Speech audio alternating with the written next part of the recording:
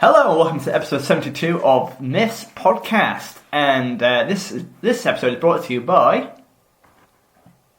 Yorkshire Tea. I was going to say Ebola, so I was like, anything is better than that, so yeah. Welcome to Miffs. I'm Matt Huss. And I'm Dan Rhodes. Whether you know about Theseus or you're revising your syllabus, If you want tales with a bit of jest, or you just want to hear about incest. what? What? It's really interesting. Welcome to Miffs. Welcome to Miffs. Welcome to episode 72, it's great to be here. Dad and I have just been rocking out. We have just been rocking out. Matt, tell the viewers Listeners. what happened. Listeners. Your word against mine. This is our 72nd episode. Firstly, I got a number wrong just then, whilst I was scolding you for doing the podcast. Listen, we're just true to our spirits all the time. Spirits, yeah. Yeah. But no, we were just rocking out. Yeah. I attempted the drums for probably the second time in my whole life. Spoiler alert, not good. No, you did pretty well. Drumming's hard, man. Yeah, it is hard. I learned that just now. I thought drumming was easy. I was like, drumming can't be that hard. Turns out. No, you're obviously being silly here, but for comedic effect, which is the nature of the podcast. Sorry for over-explaining it, but I think you Got the basics. You got the basics, and you were really good at it, for your second time ever as well. So, do you think drumming was easier as well, or do you know it's quite hard, or have you always appreciated drummers?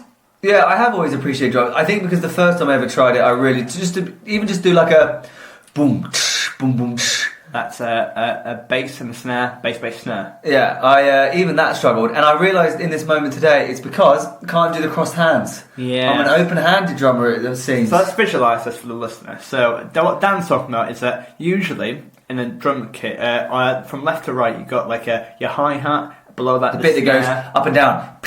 Yeah, Yeah. That's pretty good, isn't it? That's a good impression. So that's the hi-hat. The snare is the they're kind of like the main the beat, if you know what I mean. Below that on the floor, you've got the bass drum, which creates the rhythm. On top of that, you've got cymbals, which are where you usually hit, and also got toms as well. So and there's a lot of them. Was that quite good? That was good. That's from my left to right. Yeah. And what Dan was doing was using the hi-hats with the left hand, with the snare on the right hand, but usually you use your right hand for the hi-hat and the left hand for the... So you have that crossover as well. Yeah, like your hands are crossed over as you do it. I can't do that. Well, some drummers do it the other way around. It's just a preference, right? Yeah, and also sometimes with the cymbals, if you hit because... Think of the cymbal as like a really long hat, if you know what I mean. Usually you hit the outside of the hat for the ringing, but if you hit the top of the head, it goes a ding ding ding ding ding. And if you do that, and you can do that with the snare as well, so it goes ding ding ding ding ding ding ding ding like that. I think that's the nerdiest I've ever sounded. Ding ding ding ding. We had a little jamming session, didn't we? Yeah, I got my guitar back out. Yeah. We reprised Black Tie. We did. Our number one single. So shame we didn't do Black Tie with the drums. Oh, we can do it now. We'll do that later. Yeah. That actually would be quite funny. And we created a new song. I started creating some lyrics. It's hot lyrics. What do you think of the lyrics, Dan? Really good. What was the main lyric? Mostly I thought it was just you going, something. Lyrics are here.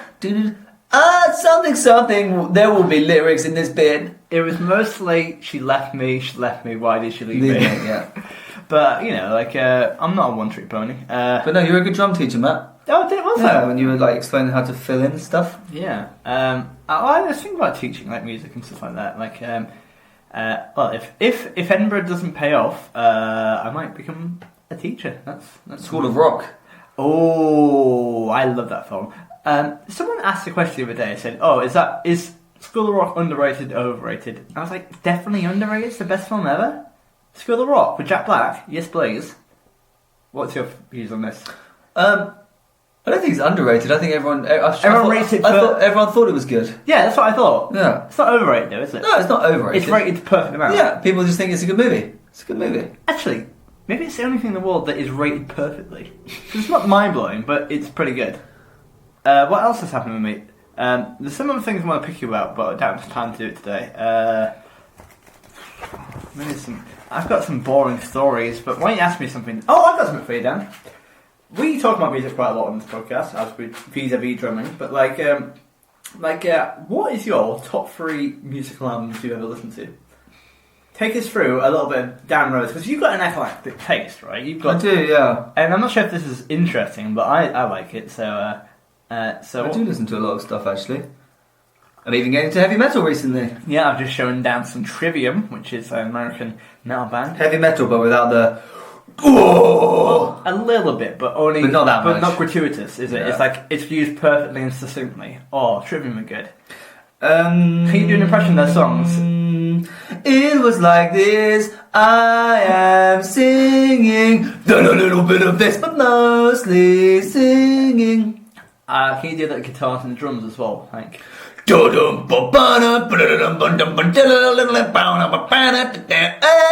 am singing. No, dun dun dun dun dun dun dun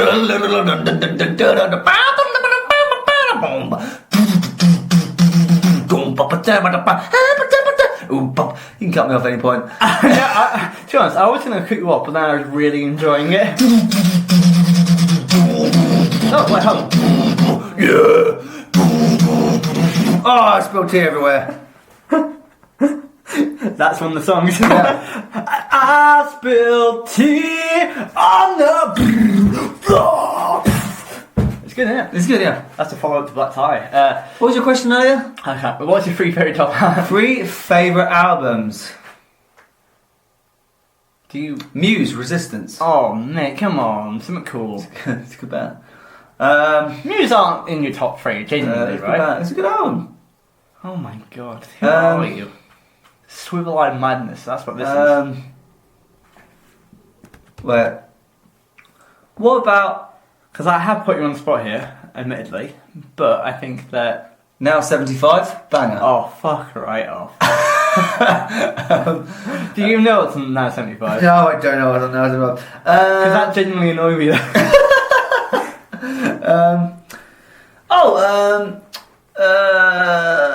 I really quite like Royal Black's Royal Blood?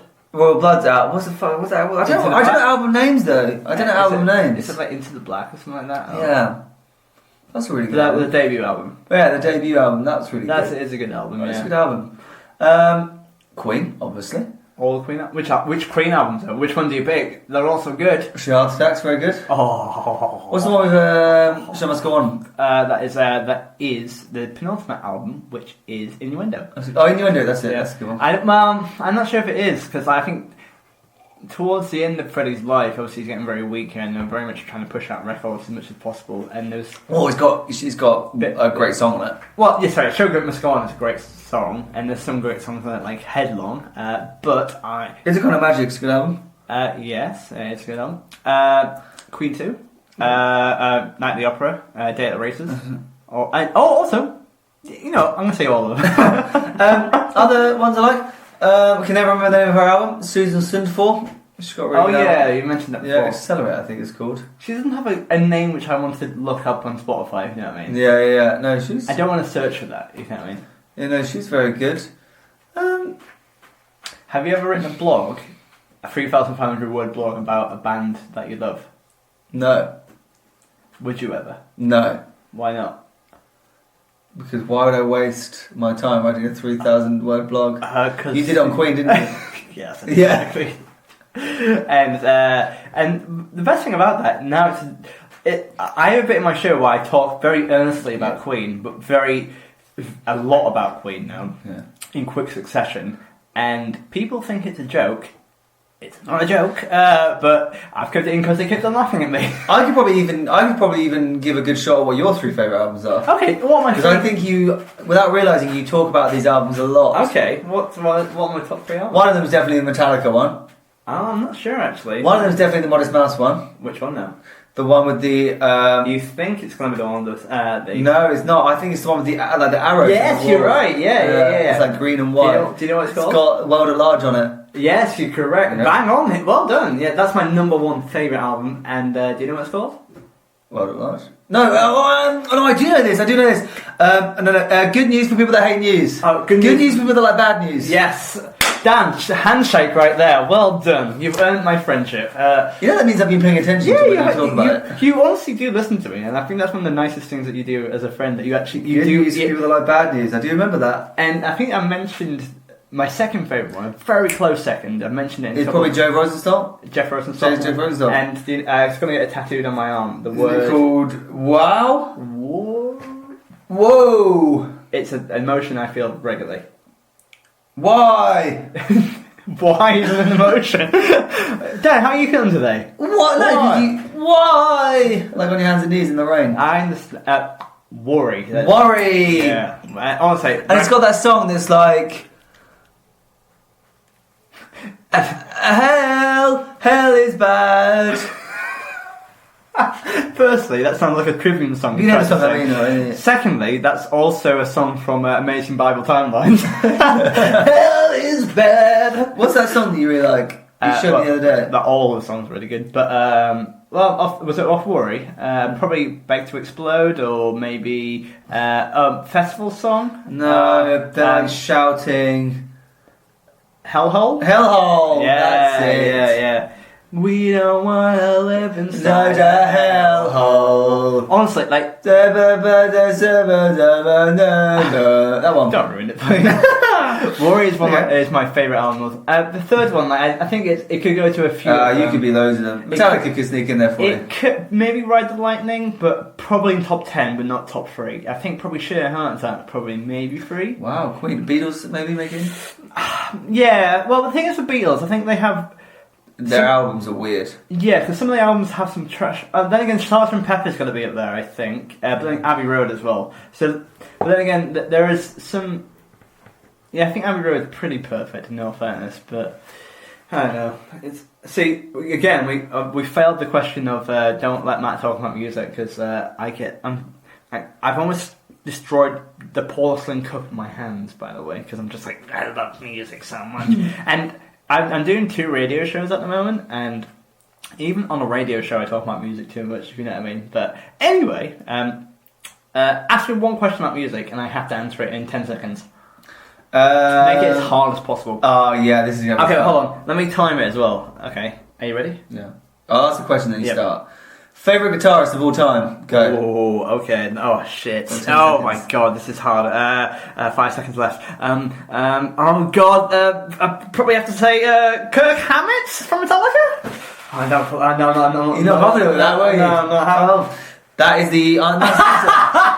You now have to go home and live with that. I can't change my answer. No. It's a good... Kirk Hammett's not my favourite guitar. Oh my god. Why did I do that to myself? Let's do another one. Let's see if I can feel better about it. Okay. Ready? Ready. Favourite drummer of all time? Oh, fuck! I'm just going to say all Metallica members. Okay, got 5 seconds left. Favourite drummer? No. It's past my time! Dan Rhodes. Let's do it, Myth.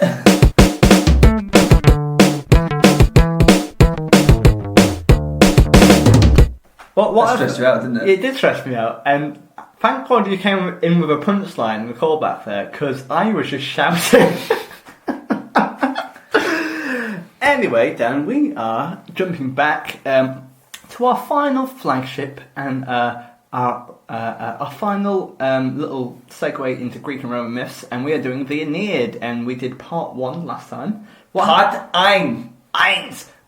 What happened in part 1? A man called Aeneas, he was at the Trojan War, survived. Him and his men going home. Oh, I'm an angry god! Storm happened. Yep. People died. They get survivors get shipwrecked on an island. Mm-hmm. They get found by Venus. Uh-huh. She's like, you should probably go to Carthage and help us win a war. And they're like, all right. So they go in invisible mist, so they can't be seen. And they go to Queen Dido of Carthage. She's a nice lady herself. Got a nice little backstory. Mm-hmm. They meet her, they get chatting, and then boom, someone's just asked him at a dinner party, hey Aeneas, what's happened to you the last 7 years? And what we will be talking about today Is what's happened in the last 7 years. Yes, it was part one of the previous bit, and the next episode will also talk about the latter half of that as well. But we will be talking about the fall of Troy, which we've already done, but we're doing it In a lot of detail, because of the Iliad. Episode 33 onwards. And pretty much all of Achilles was also the Trojan War. This is from the Trojans' point of view. It is. And That's interesting. And there's lots of extra details that we didn't see before. Because we've only got it from the Greek and Romans before. Yes, but what it does quite nicely, Virgil adds an extra layer to the story and adds like more depth to it as well, whilst also implementing his Roman propaganda as well. Yeah. It's very fascinating. I wonder if so it'd be like their version of how they felt about the horse as well. Yes, and again, remember we had like people like Cassandra who saw into the future and stuff like that, but no, like and she was like, "Hey, Dad, you probably shouldn't bring this horse in." And they were like, "Shut up, Cassandra! It's a gift, all right? You stupid bitch." What's the worst that could happen? Fast forward 24 hours. Yeah. Anyway, so this is essentially the Fall of Troy 2.0. Aeneas begins to tell his story of his wanderings. Book 2 and 3 are told from Aeneas' point of view, like his first person. Though it's late at night and he's anguished to recall such sad events, he'll do it for Dido. Because Dido is just the Queen of Carthage. She's just been stuck by Cupid. And she's just fallen in love with him. Cupid's made sure that she falls in love with Aeneas. Yes, and Aeneas hasn't been struck by this, but he's still... And Venus has made him extra handsome. Yes. What kind of... If you were Venus, how would you make Aeneas more handsome? I don't know what he looked like to begin with. What did you look like to begin with? Matt Hoss. Can you make me more handsome? Yeah, because now he looks like me. You're such a dick. Well, if you turn from me to you, firstly, that's going to be a lot of editing right there. That's a lot of polishing. We are very different looking. Yeah. I think, good for TV, I think. Yes. But, yeah, I'm handsome, right? Yeah, no, you are. Oh, thanks. That's the nicest thing he said to me. So you do it for Dido. He begins the story during the Trojan War, and he describes how the Greek, who are losing the war, build an enormous wooden horse and hide soldiers inside. Stuff that you already know. The Greeks then sail away from Troy to wait and hide behind a nearby island called Argos, leaving the horse behind Troy, where the spirits are high and the gates are open. Some men want to bring in the horse, while other men aren't so sure. We've discussed this before, isn't it? Yeah. So, and you'd know this if you'd seen the film Troy.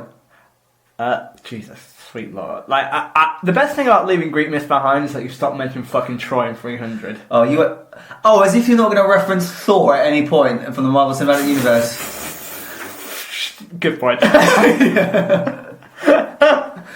You wait for a few weeks' time when we start Norse mythology. That's like in the Marvel Cinematic Universe when Asgard is. Oh my god! Like, to be honest, you're aware of that, right? That's going to happen a lot. I'm going to be very annoying. Ragnarok's going to come up at one point. You're going to explode.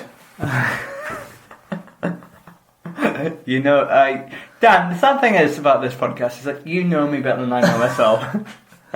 Anyway, Lao Kuon, spell out for me, Dan. Like raccoon, but LAO at the front. Pretty good. Like Rocket Raccoon from my Marvel Cinematic Universe. He's a Trojan priest of Neptune, runs up, breathlessly advising to... Nailed it. I thought he had a line as well. But then I didn't want to riff it because I usually... He does have a line. Get ready. Here's a go. Breathlessly advising the Trojans not to trust the horse, explaining it might be a Greek trick, and saying, I fear the Greeks, especially bearing gifts. Sorry, I got phlegm in the back of my throat. I'm sorry. Cough it into my... Oh, God. Don't cough into your hand. He was going to cough phlegm into his hand, and then what would he have done with it? Sorry. Like good acting. Because you didn't sing because he was so breathless you got phlegm in the back of his throat. I'm a professional actor. So it's fear the Greeks bearing gifts. Obviously, famous line. What Lao Kuan does to condemn the gift, he throws his spear into the horse, like the Strongbow advert. And the noise reveals that it's hollow. It goes dong. And then someone in the Achilles, ow! Wait, I don't feel pain. Actually, I think Achilles is dead by this point. At the end of the war, isn't it? I thought he's in the horse. Isn't he one of the people in the horse? No, because I think he dies before the horse. Timeline, yeah. He's not in the... Because that's the very end of the war. The horse. I thought he was in the horse. No, he doesn't, because he... and then Paris... through his ankle. No, I think there's a battle before, because if you remember, his end of his life, he tried to trade his life... he was bargaining with this lady, and said, "Oh, I'll buy you for a wife," and they're like, "Obviously not." He goes, "Well, I guess I'll wage war on the whole of Troy then," and Paris gets a lucky. He starts the battle, and then they do this at the end. I'm very talented. Don't have a girlfriend though, but so the noise on the inside revealed like it's hollow, which obviously it isn't, but the gods like shapeshift as well. Shepherds bring a young Greek man, Sinon, to the gates. Sinon describes how Ulysses, otherwise known as Odysseus, hated him based on false rumours.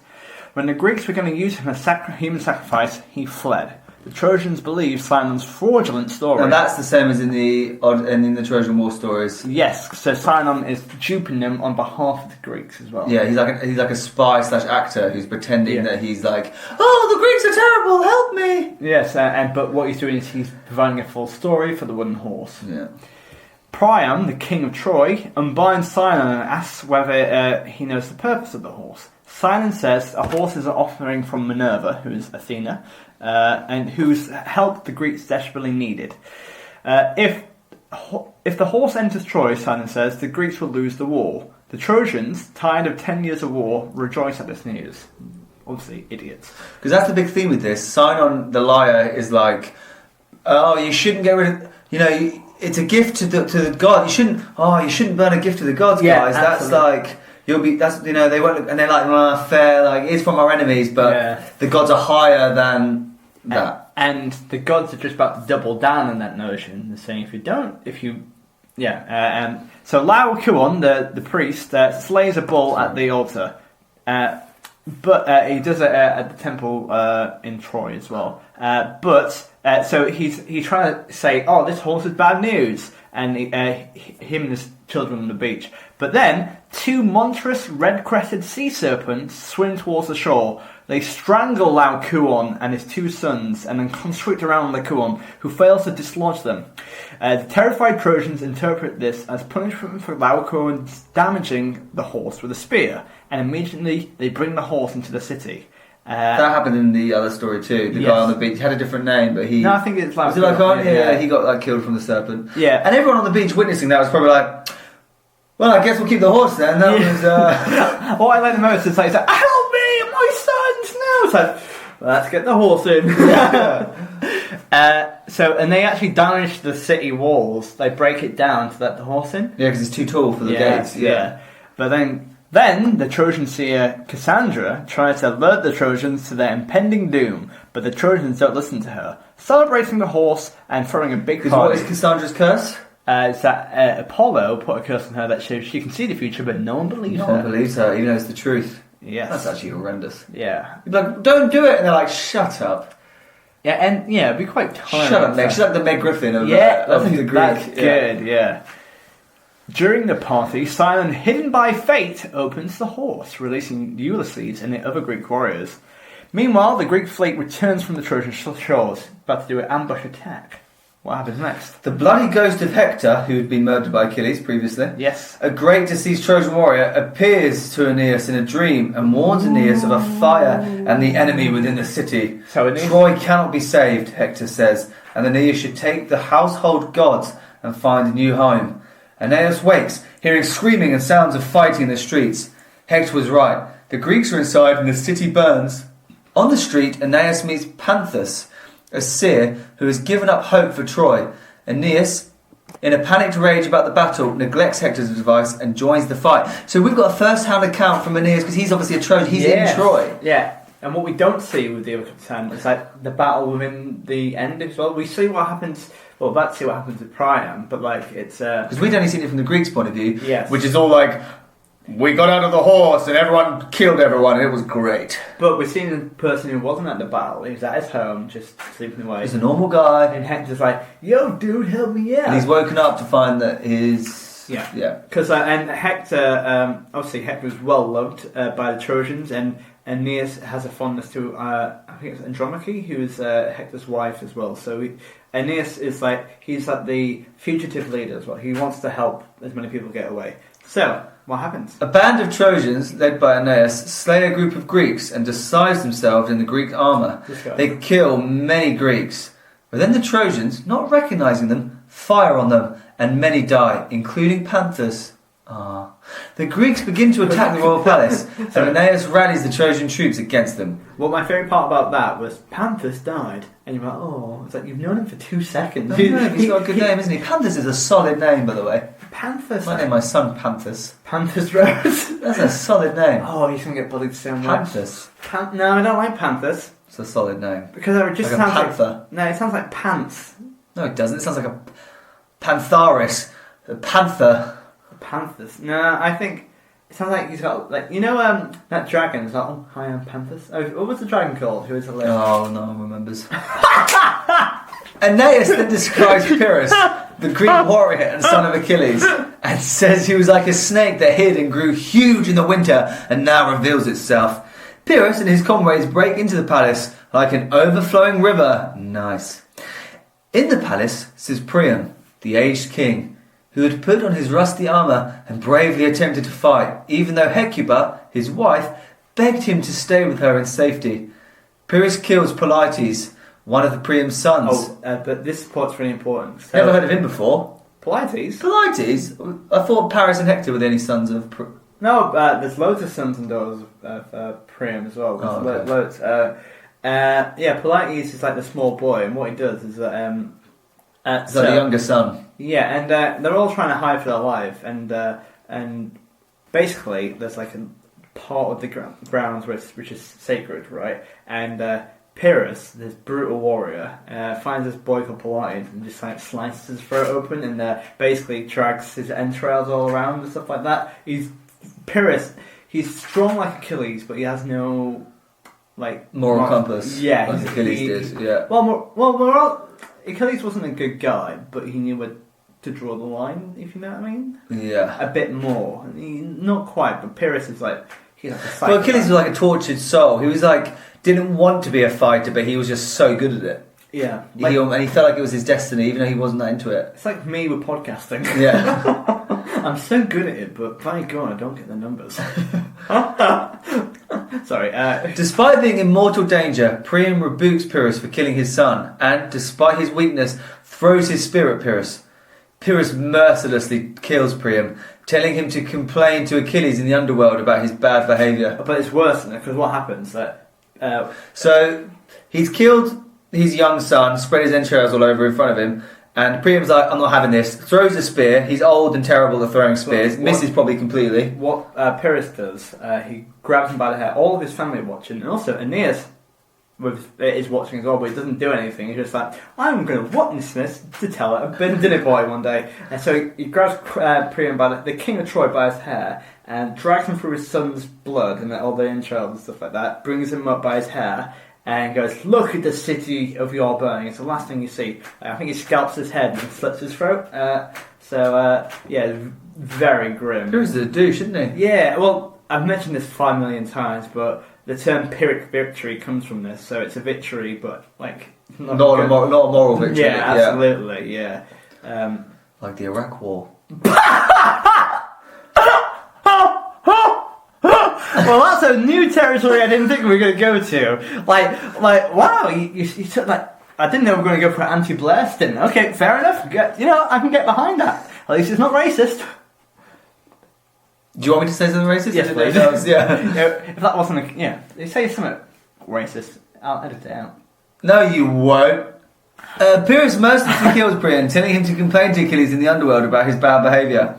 Aeneas, horrified, fears for the safety of his own father, wife, and son. So, let's bear this in mind. 1 second, right? So, Aeneas, bear in mind, Hector said to him, Troy is lost, go and take people out of the city. And he's like, I think I might try and beat them all. So he does that, right? And then only after he's witnesses king die and killing all his men, he's like, do you know who we should check on? My family. It's like he'd left the house as well. It's like, Aeneas is stupid. He just jumped out of bed, got his armour on, and ran into the fight. He genuinely did that as well. What an idiot. What happened, Matt, afterwards? Returning to his house, Aeneas sees Helen of Troy. Now, who's Helen? She's the one who started this whole bloody thing when she ran off with Paris. Well, she was abducted, but... Yeah. Tomato at this point. The woman whose beauty started the war. Aeneas envies her fortune and longs to vengefully kill her, when Venus, his mother, appears, reminding Aeneas to focus on his love for his family. Why didn't she appear an hour ago?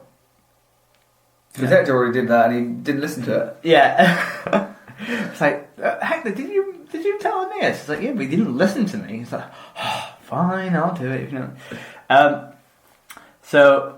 She gives him a glimpse of the flight of the gods perspective. So he's there about to murder Helen, and what she does is she wipes away the skyline, and she see all the gods fighting each other for their Troy as well. And so it shows that it's more than just mortal men as well. And this is a very important image. So she shows how Juno and Jupiter are on the Greek side and encourages him to depart. When Aeneas tells his father Anchises of his plans to leave Troy, Anchises, an old man, firmly responds that he wants to stay in Troy to die, and the younger people can flee. Aeneas begs him to desperately reconsider, and then arms himself again, and he says essentially he's not going to leave his father helpless, so he's going to stay there with his dad, which is not a good idea. No. Bear in mind he has a wife called Creusa. Creusa tells Aeneas that she would die with him, but he should protect Ascanius.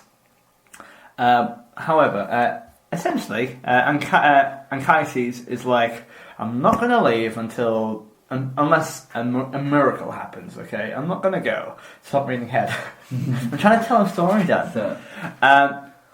So essentially, a harmless, flame-like light illuminates Ascanius' hair.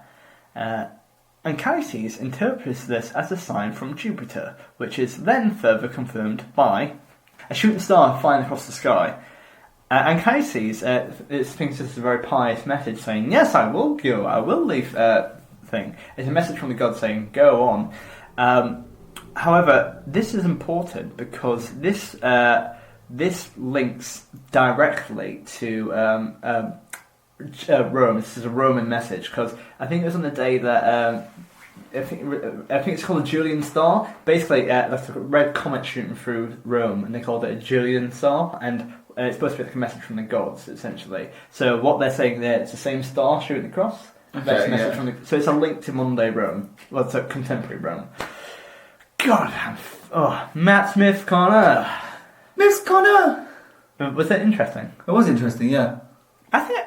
Why don't the BBC get in touch and I'll do a documentary for you? I won't have to do free podcasts anymore. If you work for the BBC, would you give me like a commission? Yes. And would it be a demoralising one, or should it be all my hopes and dreams? It'd be kind of 50-50. Oh, okay. Good stuff. give me an example, like. I'll pay you £1 million a year. Ooh. But it's in your contract that you can't speak to anyone outside of work. Oh, I do that anyway. Yeah. That's like my dream job.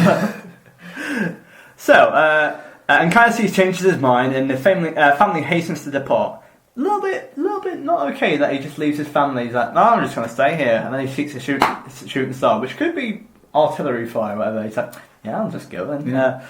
Aeneas carries Anchises on his back with Ascanius by his side on his hand, and Creusa just hang behind. If that's not patriarchy, I don't know what it is. In the confusion of fleeing, Aeneas loses his wife Creusa, leaving Anchises and Ascanius hidden safely at the walls of Troy with a bunch of other survivors as well. Aeneas seeks Creusa back in the ravaged city, but finds only her ghost. The ghost comforts him, saying the gods have ordained it all, and that after years of exile he will marry a royal in Italy. She tells him not to mourn, and he tries to vainly embrace her 3 times. but missing every time. I did enact that out as well. Yeah, I'm a good actor. He returns to his father, son, and the surviving Trojans. So his wife went missing and she's dead. Yeah, essentially, he was carrying his son and his dad on his back, and basically forgot his wife. And then turned around and realised, oh shit, she's gone missing. It's like, oh, gone shoe shopping again. And he goes back and he's like, oh yeah, I'm dead. And he goes, ooh, and she says, oh, you're going to marry a royal one day. And I think, to be honest, Chris is very nice about this, but I would definitely be quite passive aggressive. Like, thanks for leaving me behind. Yeah, cheers, mate. I'm dead now. Yeah, hope you enjoyed raising our son by yourself, because you're not getting married to anyone else. Alright, that's a good question. If you had a partner and you died, yeah, I know, right? And you were a ghost, but you can only have like a couple of sentences to say the final things. What things would you say to them? Thank you for all the good times. Don't ever love anyone else again. Would you actually do that? Probably, yeah. No, do you know what? I actually am all for fun with someone. I would hope that they would go on and have a good time. What if the person you married, you had died, but you can still see stuff from heaven or whatever, or purgatory? The person marries you? Yes. Would you be okay with that? Kind of, actually, because I guess at least I know they're in good hands. It would worry me that had happened whilst I was still with them. Yeah, because but the thing is, I would always call them Dan. I'd be like, oh hey, but during like lovemaking, be like, oh Dan, spank me. You know what I mean? Like, is that weird? Why did you call them Dan? Well, can you put two and two together? But no, would it be weird if I wore a mask of you around the house and pretended to live on your life? Yeah, that's weird. Oh, thank you. I think you're enabling me now. Anyway, so let's go and rank this myth. Hey there, my name's Matt Huss, and in this link I have an American accent, and I advocate the safe use of Myths podcasts. In small doses. Dan, what do you think of the Aeneid so far? I'm actually enjoying it a lot more than the Odyssey. Seems to get a lot more to the point. Yeah, right, it's quite succinct, isn't it? And I think that it'll stay like that for the rest of the episodes. There's quite a lot of content in it, in all fairness. But yeah, so we rank this as ever out of 40, but we do each individual episode out of 40. This is book 2, and we are... I've been I'm writing down little notes as we do this, and both times I've spelled Aeneid wrong. How you spell it? Aeneid. It's got an E in it, isn't it? Yep, Aeneid. We spell it out in the first episode. I know. So we mark it on 4 categories. First of which being life skills, which is the practical things we've learned. What practical things we learned, Dan? We learned... let me think chronologically. We learned were you taking notes, Dan? We learned how to throw a spear at a wooden horse. Yep, we learned how to be strangled by a sea monster. Yeah, we learned how to not listen to someone. We also learned how to not listen to someone. We learned how to be a liar from Sinon. Yeah. Sorry, I did a good joke then, but... So what did you say? What you said, sorry, I'm really going to pull the fun out of it here, but you said, we learned how to not listen to someone, and I said, I've learned how to not to listen to someone, because I wasn't listening to you. Not worth going back for, okay. You don't appreciate my genius. No, I really don't. Wait till the reviewers come in from Edinburgh, and then we'll see how... Do you reckon they're going to slate me in Edinburgh? I'm one of the reviewers. Oh my god, how much stars would you give my show? I saw it ages ago. Yeah, but it's better now. Give it a solid 3. 3 stars? Yeah. Would have been a 2 if that speaker hadn't made that hilarious. Oh, I knew you were going to say that. And you know that gets under my skin. If you don't know what I'm talking about... if you don't know what he's talking about, don't research the podcast, because I don't want you to know. It's not that bad. But I did kill a man in Russia once. But we also learned how to entertain people at a dinner party. Yeah. We also learned how to be good at warfare. Yeah. We learned how to not listen to a dream. We learned how to destroy a wall. Yeah. We also learned how to kill little children. To watch people kill people. Yeah. We also learned how to see gods in the middle of a fight. We learned how to kill a lot. We also learned how to throw a spear badly. We learned how to disguise ourselves. We also learned... In Greek army. That's good. We also learned... We learned how to overthrow a palace. We also learned how to leave parents behind. We learned how to leave parents behind. Spot signs We learned how to talk to ghosts. Yes, yeah. We also learned That's a good one actually. How to read Greek signs. Quite a lot here. Yeah. Chock full. There's murder, there's escape, there's crafting. Yeah. We're building a horse. Yeah. I'll say a solid 8. I also was going to get 8. Is it 9 maybe? Nah, it's an 8. Okay, morals. Don't murder people. Don't leave your wife behind. Don't leave your wife behind. Listen to prophecies. Sometimes you can't get rid of fate. Like, you look at the gods who do stuff as well. You can't stop that. Yeah. Things happen for a reason. Yeah. Don't be Pyrrhic and like kill people gratuitously. Don't kill people's sons and sacred grounds.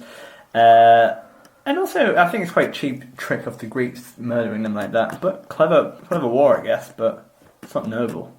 I guess this is more WTF, but Aeneas not listening to Hector, and Anchises not listening to Aeneas when they both come to that realization, if you know what I mean. And I think, listen, I guess. Not a lot. What do you think? Yeah, I'm not sure. I can't work out if we're learning stuff or not. I can't work out if they're morals that are just kind of hidden within. I don't think it's crazy. I think it's down the middle. Yeah, I'm tempted to give it a 5. Yeah, 5's good with me. Done. Creativity. Take us through it. Pretty creative. Thank you. It's good to see it from another's point of view. Yeah, I think that's the biggest part of it. It's coming from a different angle, if you know what I mean. It's a different interpretation of it. We also see these characters come back into play, like Cassandra, not Achilles, but Pyrrhus and Sinon, Valkuon. But technically, these are stuff which have been done before. But we also see the gods in the sky. Yeah, there are different variations to it, like the ghost of him, seeing Hector. We see Helen. Him going back for his wife. We also see, and also introducing people like Anchises and Scanius, and we see more like character as well. And also, like, people aren't just fleeing for their lives; they are measured responses as well. And also, they're fighting and they're trying to kill and stuff like that. There's a different perspective to it. And on top of that, so ghosts, gods, murder. It's got quite long, but it feels a little bit emptier. I'm not sure why. What do you think? I think maybe 8 or 7. I think there's something missing. Yeah, I think a 7. Because I think it's missing more action. Yeah, I think a 7. It's missing monsters, I think. Yeah, monsters, apart from sea serpents, there wasn't really much. Yeah, actually, that's a good point. Sea serpent, is it 8? There were sea serpents, to be fair. 8.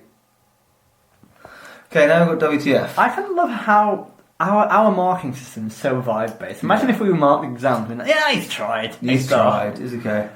WTF, the entrails thing's pretty messed up. How he kills Pyrrhus and Polites, and him forgetting his wife, going back for her and finding she's dead. But also only thinking about his family after watching Priam die as well. It's like, maybe start with that's a bit messed up. Like, he stood there in the palace, he's watched this young boy get murdered, and then Priam gets his head cut off, and that was when Aeneas was like, I'm going to go. Skedaddle. I just realised what kind of war this is, and I am not into this at all. He could have killed Pyrrhus at any point as well, but he was just like Valkuon just watched it. Like, nah. Yeah, because he can handle himself on the battlefield, can't he? Yeah, exactly. Well, he's not. The thing is with Aeneas, he's not the best warrior in the world. He's a thinker, strategist. Kind of, yeah. But he's not as cunning as Odysseus, nor is he. Aeneas has a slight blank slate a little bit, because he kind of has to be, if you know what I mean. He doesn't have as much of a personality, because he's directly linked to Augustus. Virgil had to be quite careful about that, if you know what I mean? So he's very pious and that's why he's very good at building, if you know what I mean. Murder on the shores, killing kids, like Micro dying. I guess, leaving your wife behind for it. And seeing a ghost, that's pretty messed up. Yeah. Also, your dad not leaving until he sees a thunderbolt in the sky, that's pretty odd. He's having a mental breakdown. Nothing gratuitous. 5. Maybe a 6. Maybe a 6 because the entrail stuff's pretty messed up. Yeah. But is it 5 or 6? I've gone 6. Let's go for 6. So take us through. 8 for life skills, 5 for morals, 8 for creativity, and 6 for WTF. 27? 27, yeah. I've been working on my mental last. That's very good. It is good, isn't it? I mean, If I was a primary school person, yeah. It'd be quite good. Done. I enjoyed that. I think it's quite good so far. I think I am enjoying it, yeah. It's more snappy, to the point. Yeah. I did just... the Odyssey kind of went off on tangents sometimes, and I was like, could have done without this. Yeah. But I think it's... There's a lot to cover, though. Absolutely. But yeah, thank you for listening. I hope you're enjoying the Aeneid so far. If you have any questions about the Aeneid, do email us at mythpodcast@gmail.com. Or if you have any Norse mythology suggestions, get those in. We're taking them like hotcakes at the moment. Thank you for all of those who have emailed in so far. I mean, we're recording this in advance, so we haven't actually seen them yet. But hopefully you would. It does worry me that I can't even pronounce names in Greek mythology. What the hell am I going to do with all the Norse ones? Well, you usually just point at me and I will say them correctly anyway. Nervadilla, Mjolnir, that's one. Yeah. So Dan, where can people find us online? Facebook and Twitter at Miss Podcast. And what should they do to say thank you? Give us 5 stars on iTunes, please. Or if they want to give us some of that dollar. Patreon, please. Or Ko-fi, please. And where can they find that? On our Miss page. Yes, why don't you join our Miss fan club on Facebook? It's Miffsfits fan club. Just search for Miffsters and Miffsfits, you'll find us. And I do silly little videos and stuff like every now and then. Like I was at Peterborough Services a couple of weeks ago. Did a little show live thing, yeah. Live video. Probably looked like a crazy person, didn't you? Oh, I looked oh my god! I took my video around. I was just talking about, oh look how great this is. It's great. And there's one guy in the video just like, give me like such a scornful look as well. It's like, you are a non-believer. You're the kind of guy that's going to spend £50 in a gambling machine arcade. Gambling machine. Nailed that one. But yeah, and also... Well, they could email us. We were mentioned. Did they? My bad. But do come and see me at the Edinburgh Fringe, 1st of August and 25th of August. Dan's got the Fringe brochure there. Do you want to read out my blurb? I'll read it out, actually, yeah. Let me quickly find it. I could probably find it quite quickly, just by sense. And also it's in alphabetical order as well. Just found it really quickly. That was actually really quick. Matt, we didn't edit that, so... Matt is a hopeless romantic. Right, read out the title. Matt Hoss, Here Comes Your Man. 16 plus. 2 for 1. Matt is a hopeless romantic, with hopeless being the operative word. This emotionally honest and hilarious debut show discusses romance, awkward sex, and heartwarming tales of falling in love. Oh, heartwarming tales of failing in love. See, it catches people up. See what you did there. Nice, yeah. Warm and endearingly funny. Narc magazine. That famous magazine that everyone reads. Yeah. And where am I at? You are at the Candlemaker. Candlemaker Row, which, but what venue? Grassmarket Centre. And it's Just The Tonic. Just The Tonic. Meeting room. I did that all backwards, didn't I? Yes, it is. Just The Tonic Meeting room at the Grassmarket Centre. Candlemaker Road. Thank you. And, do come see me in Edinburgh. Or if you're not in Edinburgh and you do like me... it's the 1st of August to the 25th of August. The only day you're not doing, 12th. It's Monday. It's £5, starts at 7:10 and it's 1 hour. 1 hour of quality, lightheartedness, and a little bit of serious. Or you can just pay what you want when you get there. Buy in advance, please, because I'm stressing out. But yeah, thank you so much for listening. Dan, okay. Why are these ones in red, 5 and 6? Oh, it's 2 for 1 days. Oh, okay. But also, okay, how much would it be?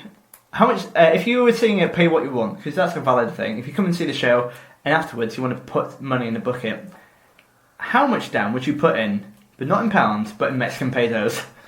I would put 2.4 million Mexican pesos into the bucket. That roughly equates to... If you find at the end of the day in the bucket you have a Mexican peso of coin or cash, you have to let me know. Listeners. Alright, what you gotta do, even if you... That's our way of knowing that they listen to the podcast.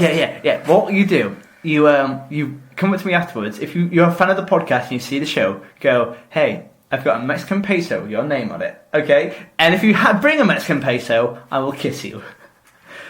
Matt's also willing to, for every 1 Mexican peso, he'll give you £1 of his own money. No, I didn't say that. Right, I'm not a bad currency.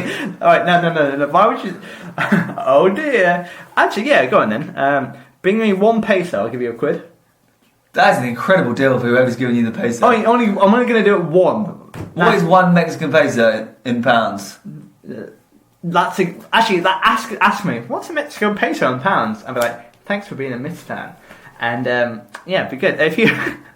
What a convoluted way to tell me that you enjoyed the podcast. And by the way, if you say that at the end of the Fringe, after 25 days of me being brain dead and just saying stuff for an hour, if you say, "Oh, I'm going to make some pizza with your name on it," I will probably not understand what you're saying. But yeah, please say it anyway. It'd be good fun. Which I think more could with as well. Like if you think I'm better than Dan, you said I'm a Matt fan or. I just realised, are we still talking at the end? Sorry. What did you say? I was reading people's bios on the... I got distracted by the Fringe thing. We're trying to do a podcast. Sorry. You know... Right, let's say goodbye so Dan can read the Fringe guide. Bye, everyone. Bye, everyone. What page am I on? Page 145. Check it out. Bye. Myths. Myths. Myths. Myths. Myths. Myths.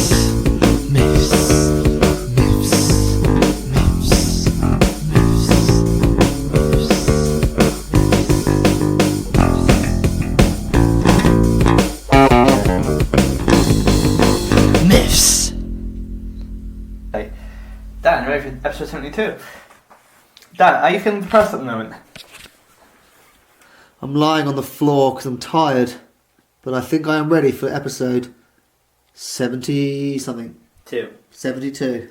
But this probably won't go in the podcast. But Dan, what number episode is Juno and her rivals? 2. How about, that's an easy one, Tour of Tartarus? 21. No, I think it's 16. Close. Tiresias? 17. 18. Fuck. How about episode 40? Anything past episode 20, forget it. Yeah! It's a bit of a blur, isn't it? Yeah. I'm ready. It's okay. I don't need your help. Oh, you're so strong. Oh, spinach I eat. And pussy. Whoa, okay. That's good. Spinachy pussy. Spinachy pussy. No, about that. Okay, I'm ready. Let's go. If we're snappy, I'll be alright. It's when we tail off and talk for ages about something. That is the podcast. You know what I mean, when we're reading them.